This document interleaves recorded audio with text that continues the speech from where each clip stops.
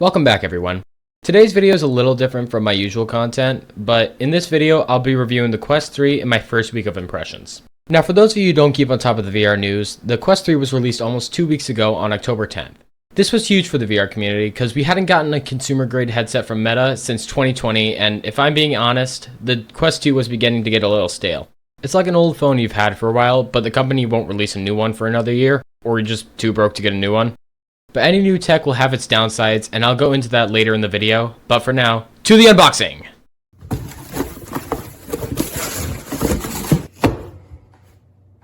This thing right here has burned a hole through my fucking wallet. What the fuck do I even open? Oh, wait a minute, hold up. Little tabs. Jesus.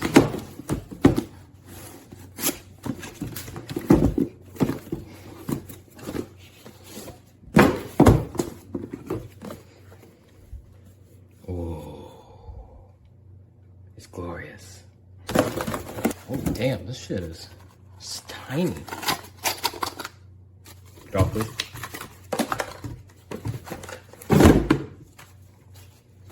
This is actually a really tiny headset. Holy shit. It's very dense. These controllers, fucking useless. I got the Pro one. Gotta peel these off. Oh.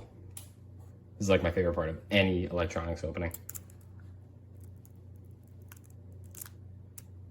Oh. Maybe jizz a little there. This right here, $700. But god damn, is it nice. Gotta love it. I'd better love it, because otherwise it would have all been wasted for nothing. Now enough with the unboxing. Time for the real test.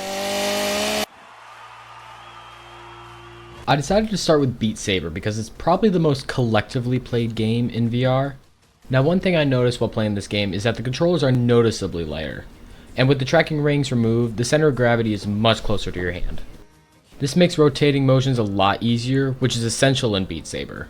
The tracking is leaps and bounds ahead of the Quest 2's controllers. I'll even take the Quest 3 controllers over my Pro ones when playing this game. But when it comes to the headset itself, it doesn't provide nearly as much to the Saber experience as the controllers do.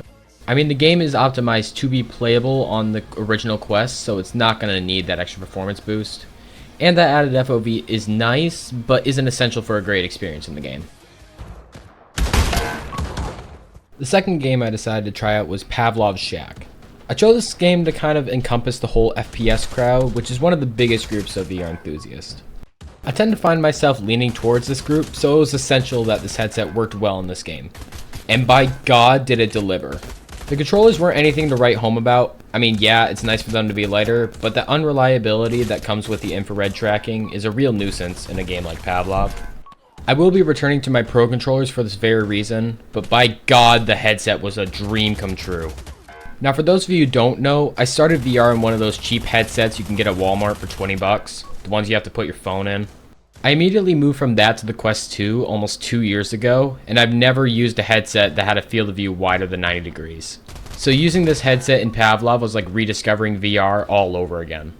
With that added FOV, I could get better spatial awareness than most other players in the lobby, and it only added to the immersion that VR provides for you. Now I have to address the elephant in the room, because just like any new technology, it's not all sunshine and rainbows. Let's start off with the head strap. When I use head straps like this one, I find it most comfortable to be worn just above the ear. However, the point where the strap contacts the headset is a good distance away from your face, causing it to rub up against your ears. This shouldn't be an issue for people with bigger heads or a preference for the strap being higher up, but for me this was a huge issue. It was so bad I even had to start wearing the strap over the ear, which was fine for about 30 minutes, but started to get uncomfortable for longer sessions. I am going to print a new adapter to mount my deluxe audio strap I used on my Quest 2 to fix this. It's so atrociously bad I wouldn't even recommend this headset unless you have a new strap for it.